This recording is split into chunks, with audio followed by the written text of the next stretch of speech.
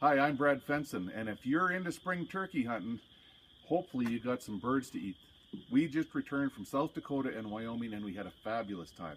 One of the interesting debates we had in camp, though, is what parts of the turkey everyone wants to take home. I was surprised by the number of people that didn't want to take the legs and thighs, and I really encouraged them to do so. And to help make my point, I used the can cooker and made some incredible turkey soup. If you've never seen these before, Seth McGuinn's planks, they're ideal for camping and even tailgating, anything. They fold out, got a great cutting surface, give you something to work on. Here are some of the bird parts that I did return with, some nice cleaned up thighs, and of course the legs as well. Everyone always complains, says, oh, the legs are so tough, there's nothing you can do with them.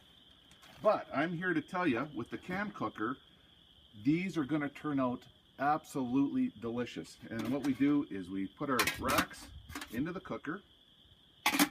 These are clean. There's really nothing else we need to do. If you wanted to, you could score them a little bit just so some of the spice penetrates into them, but they go right in on the rack. Real simple.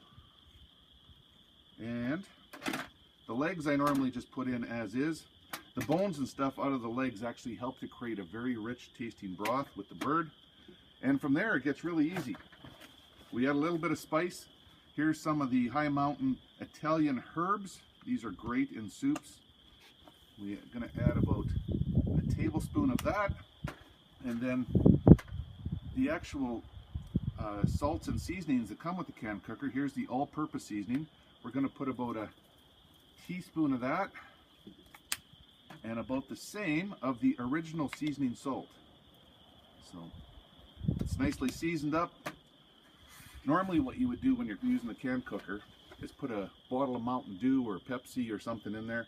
But today, because we want to keep it a broth for a soup, we're going to use water. And 16 to 20 ounces is a little bit more than you'd normally use. But we want the extra liquid to actually create soup broth. So once it's all in there, it's already ready to go. The can cooker has a unique process. You can see it's got a nice rubber seal on the lid. When we close it up, it is airtight. There's one little vent in the top of the lid, and we're going to put that on. And what this does, it works with steam. The steam pushes up and sort of rolls back down off the shoulders of the can, and it really works like a pressure cooker, and you won't believe how it's going to tenderize those legs and thighs. All right, we're set up in camp. I always carry my Camp Chef Tahoe 3-burner stove. This thing's incredible. We're just going to fire up a burner here. And now what we do is we just slide our can cooker onto the heat source, and we're going to watch it carefully. And as that water starts to heat up and boil, the steam vent is really going to start to jet steam.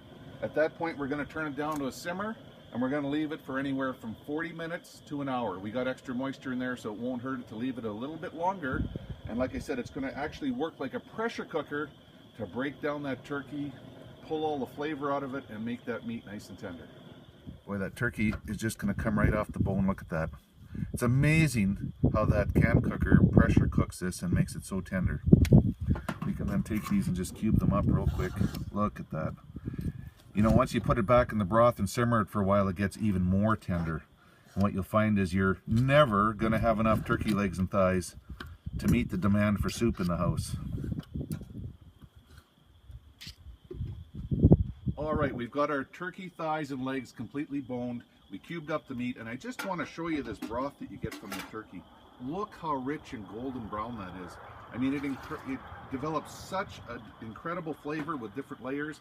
What we're going to do is we're going to take that turkey, we're going to add it right back into the broth. Here we cut up some celery, carrots, and onion, and I brought out a couple bay leaves, and we're going to add that. Very simple to do. Now, of course, we only put in 16, 20 ounces of water to begin with, so we don't have enough, but our broth is so concentrated, we can add another 4 cups of water here. And lastly, what I like to add, I love wild rice. We're going to put some wild rice to go with that wild turkey and a little bit of white rice as well.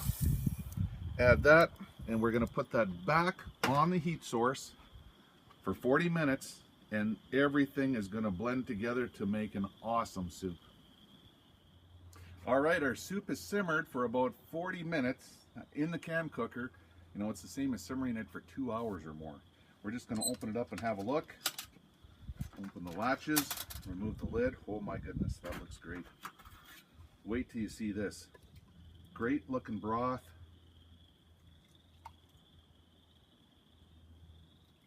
Turkey, vegetables, rice.